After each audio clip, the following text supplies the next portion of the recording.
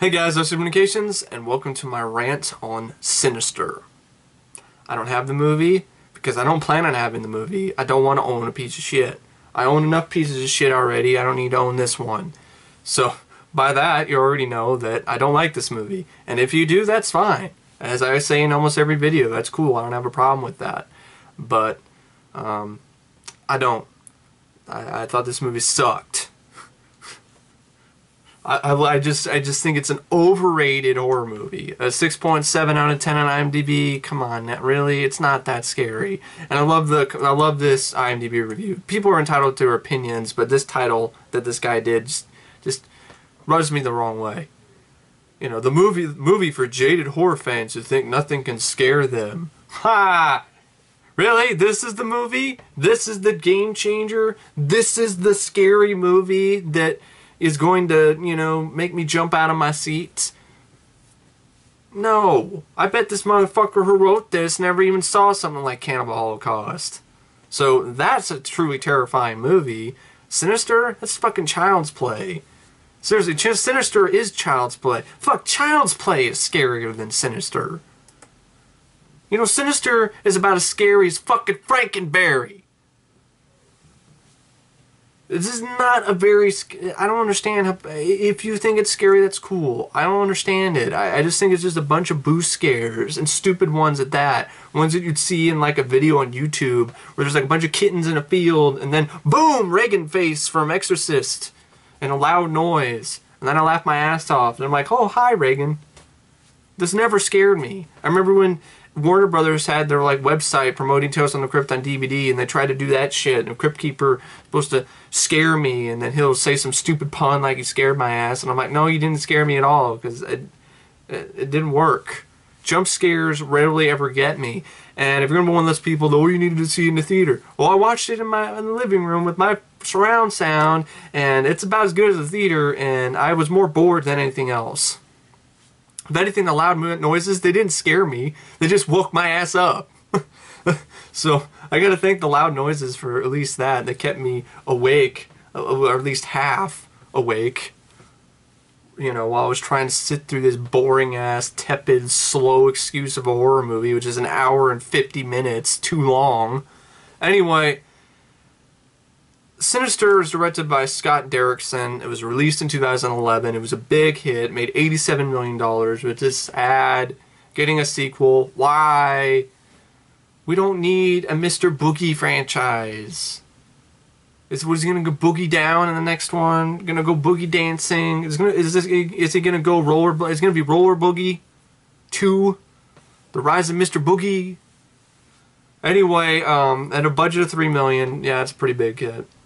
And Scott Derrickson, you might know him. He directed Exorcism Emily Rose, which is a mediocre movie. I'd rather watch that than this. And he also directed Hellraiser Inferno, which I would rather watch that again than this too. At least it's interesting. It's a Jacob's Ladder clone, but at least it's better than this. I just thought there wasn't anything about this that was really that great.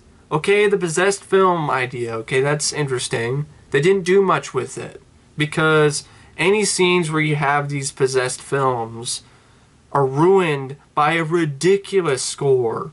And Christopher Young did this score? What? Christopher Young?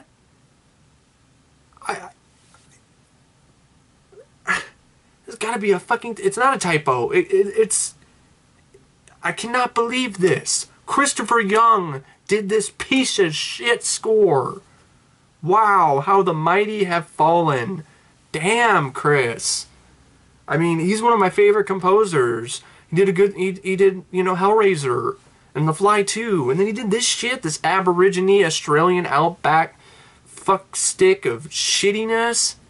The score is horrible. It's like he took notes from Exorcist 2 of all things. Why, Chris? Why? Why did you take notes from Exorcist 2? You ruined one scene that was creepy with the car on fire, and you have to have...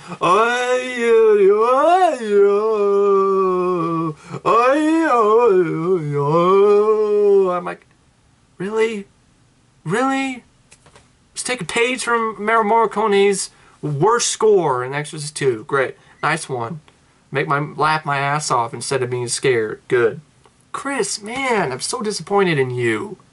Anyway, yeah, I'll admit it, I like Chris Young, but this score sucks. Definitely dropped the ball here.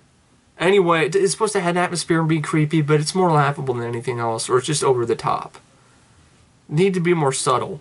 The sequences on the film were creepy enough as they, on their own. Like even in the beginning of the movie, it's just the score was telegraphing all of the scares. It's like the footage was creepy enough by itself. It didn't need to have some ridiculous ass Australian music chanting in the background. It really didn't need that. I think it's creepy enough with just the sound of the projector and just this creepy ass footage, but what do I know? Just some guy reviewing movies on YouTube.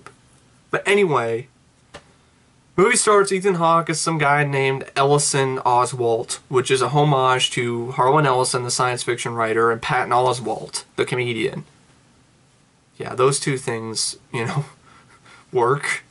Anyway, he's a true crime writer. He's a struggling writer. I guess he blew all his money moving his family from murder house to murder house so he can write these books, because I guess you can only get an inspiration from being in the murder house, because I guess he can't just sit down and, have enough information in front of him in the case and write like any other fucking true crime novelist. I don't think I've ever heard of a true crime novelist who moves his family from house to house, into murder houses and lies to them.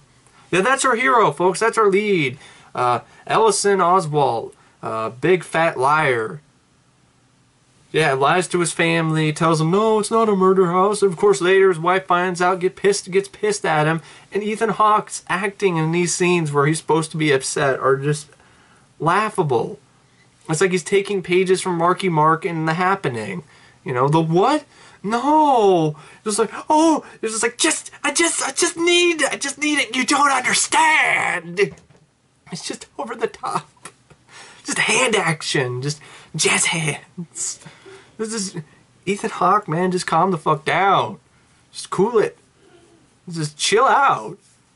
It's like he's having a temper tantrum, like he's a 5-year-old.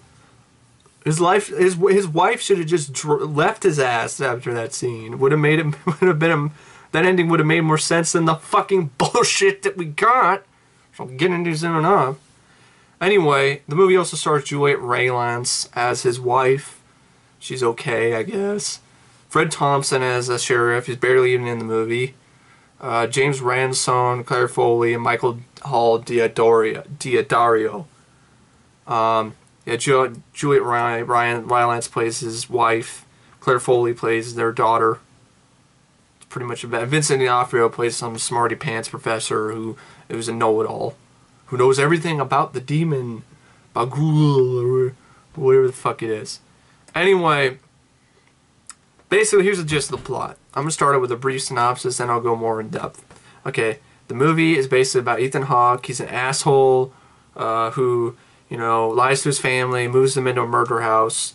He goes upstairs in the attic, finds a box with some with Super 8 footage, and he sets up a viewing room, and he watches it, and it's some murder footage, people getting hanged, some crazy ass shit, and so he's watching this footage, and drinking some scotch, and then he basically stops from watching it, decides to go to bed and gets up, watches some more of my videos, drinks some scotch, calls the police, but then basically stops calling the police because I got a book to write, because I just need a hit. And that scene, there's a scene in the movie that I just crack up. It's unintentionally, probably it wasn't intended that way, but Ethan Hawke's overwrought performance. More like rotten performance. Ethan Rot in this movie. Ethan Rot has replaced Ethan Hawke in this movie. So basically what happens is he's curled up in the bed with his wife, ready to go to bed, and he's distraught, and he's all like, and she's like, why are you doing this again? It's like, the book, it's like, I just need another hit. I just need it. I just need it badly. I need another hit, and everything will be okay. This is the way he said it, was kind of like if he was a drug addict or some shit. It's like, I just need another hit. Yeah, you need some more smack. Yeah, but you're not going to get it. So, shut the fuck up. and drink your scotch. So anyway, he basically goes in and he drinks some more scotch, watches some more movies, investigates behind it, figures out that it's some demon or whatever. Vincent D'Onofrio explains it to him, some demon that likes to eat children, the devourer of children, Bagul or whatever. He sees weird shit in these videos, like some dude, you know, looks like the Crow, looks like more like Sting, looks like Sting from WCW. He's gonna do the, oh my God, it's the Stinger, and he basically, I guess he's in the background of these, you know, videos that he's watching, which are murders, which have that shitty score by Christopher Young. I can't believe I'm putting Christopher Young's name in the same sentence with shit. It's just sad. And then basically, then, you know, his wife figures out that he's a liar. They get in an argument. That's when you have the over-the-top reaction. You have boo scares that aren't scary at all. Mark Pyler should watch this movie because it's the same sort of scares he gets like when he plays Slender or something like that. And then basically, or maybe PewDiePie. And then basically, sorry, I'm saying a lot of basically. I know some dickwad was like, oh, don't say basically, it makes you sound like an idiot. Oh, coming from the idiot, that really helps me a lot. It's very constructive. But anyway, sorry, I'm on a tangent. I need to focus on this damn movie. Woosa. Woosa.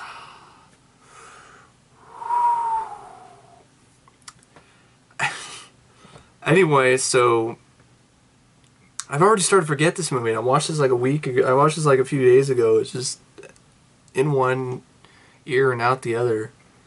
In one hole and out the other. Anyway, basically, he watches this footage, like, you know, and his wife breaks up with him, which you would think, but it doesn't happen actually.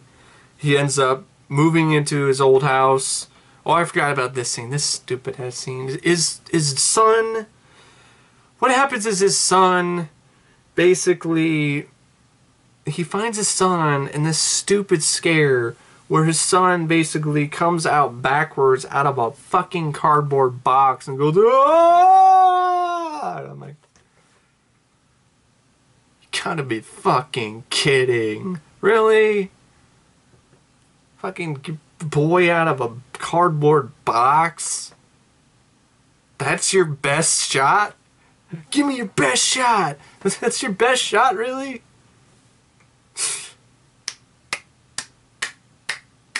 That's what you get, Sinister. A nice, good old slow clap for your efforts. Pathetic. So, of course, Ethan Hawke doesn't assume that this is some really fucked up shit. No, he's like, it's a night terror. Like, yeah, what kind of kid has a night terror where he hides in a fucking cardboard box and then plays peekaboo later? Yeah, that's a night terror if I ever saw one. This movie's so shitty, I'd rather watch that shitty movie, Night Terrors. Toby Hooper's piece of shit about the Marquis de Sade, where Robert Englund plays the Marquis de Sade, is barely even in the movie. I'd rather watch that than this. Because at least it has Robert Englund. This doesn't have anybody. What, I got Vincent D'Onofrio? Great. Yay! We have Ethan Hawke, but Ethan Hawke's a dick face in this movie. He's a dick face motherfucker. He's a dickhole. A lying dickhole. I don't give a shit what happens to him. And then basically some boo scares, Mr. Boogie, which is a laughable name. Mr. Boogie, really. And then basically then, like I was saying, after he watches some more videos and he basically figures out that there's something supernatural going on. His lights are flickering or some shit. Or no, they're not flickering because they're always off. Yeah, for some reason, Ethan Hawke never turns on a fucking light in this movie. It's just all, you know, I guess for atmosphere, but it really doesn't work. It doesn't make any sense. Weird shit is happening. I think you turn on the fucking light. I don't know. Instead of waste batteries and a fucking flashlight. But for atmosphere's sake, I will just assume that he doesn't turn the lights on. There's one scene where the power's out, which I can understand. But other stuff, no. Not even close. So basically, I did it again. I don't give a shit. And so then you have the ending, which I hate this ending. I hate this ending because it's fucking stupid. Okay? What happens is Ethan Hawke, after he's had these supernatural experiences, got scared shitless and fell through the attic, like Walter in the Muddy Pit, you know, Tom Hanks. And basically, he ends up burning. He takes all the the 8mm footage or Super 8 footage or whatever, and he burns it in the projector in the backyard and gets out of town. Gets the hell out of town. Moves back into his old house. And this is where the movie really pisses me off. Up until this point, it was just boring, it was slow, it was just not interesting, not involving in the least, and not scary. And then it gets really stupid. So he goes up into the attic of his old house, and what does he find? The same box with the same footage and the same projector that he burned earlier, and there's some extra footage, and instead of doing what any sane person would do and move the fuck out of there, call the cops, or maybe call the cops and have them confiscate the fucking box, since it's probably owned by the killer, and the killer was the one who made those videos. Nope. Might not think that there might be a killer. The killer might have an accomplice who might come up back later and put his family in danger. No, he's not only a liar, he's a fucking idiot. So then basically, it's fucking stupid ass shit. It's so stupid. God. Oh. I mean, I've seen some dumb shit in horror movies, but this shit takes the cake. He ends up watching this shit. He splices the new footage in with the old footage, watches it. That's when you figure out that it's the children who end up killing for Bagul. And what happens? Of course, he gets killed by his daughter, and she kills everybody else, and then Bagul takes her ass into the projector, and then the movie's over. I want to go fucking kill somebody. I want to go grab the director, punch him in the face. I want to, you know, shit on Ethan Hawke's face too. I want to shit down his fucking throat. Rip his head off and shit down his fucking throat. And, you know, tell him to choke on it. Because you suck. Anyway, just, fuck this movie. So, why is it so stupid? Let me explain why it's so stupid. I think it should be self-explanatory, but yeah, Ethan Hawke's actions in this are dumber than the average teenager in a slasher movie. You have already went through hell, supernatural crazy shit, watching these disturbing ass videos, having it affect your family and your daughter and your son, and doing all this weird shit, and you burned it and got the hell out of there. You go up in the attic in your new house or your old house, and you find the fucking box, and you just say, oh, no, watch it. Why? Why would you watch it? The only other reason would be that you're a moron. So, of course, he hears the information from a phone call from the cop guy, or whatever, tells him that, oh, all the connection to murderers, you know, they move back into an old house or whatever, and then they get killed. Yeah, because all of them are idiots. Because I guess that's what Bagul's plan is. In order for anybody to die, because, you know, at the hands of Bagul, they have to be fucking morons. They have to be utter brain-dead motherfuckers in order to die. Because why would anybody, if they'd gone through that terrifying ordeal in the first house, would they watch that shit again in the second house? Doesn't make any fucking sense. And so he ends up watching the shit, dies, and not only does he die, his whole family dies. So we have another downbeat ending, which is great. I love that. It's very predictable. The movie ends, and then it's really not much of anything. I really don't know what else to say about Sinister, except it sucked. It's about as scary as Blueberry. I mean, I don't understand the praise that this movie gets. I don't get it. I don't. And I don't want to get it. You know, I have no desire to watch this movie again. Ethan Hawke is an asshole. The scares don't work. There's just a bunch of boo scares. Loud noises. I'm tired of this fucking cliche. Quit it, Hollywood. Stop it with the loud noises in horror movies. It's getting old. Like, really, really old. Like bad grandpa old. Like old grandpa dick old. Just stop it, please. It's not scaring anybody. It's not fooling anybody. But I guess I'm wrong, because it made $87 million. So this is what horror is now, folks. This is what the horror genre is. You know, lazy, you know, uninspired, you know, ooh, another evil kid movie. I haven't seen I haven't seen that before. The Child, the Children, Children of the Corn, you know, parts 1 through 8,000. Anyway, I'm fucking sick and tired of talking about this movie. Anyway, I really want to say about Sinister. So rated out of 5 stars. I'm gonna give 1.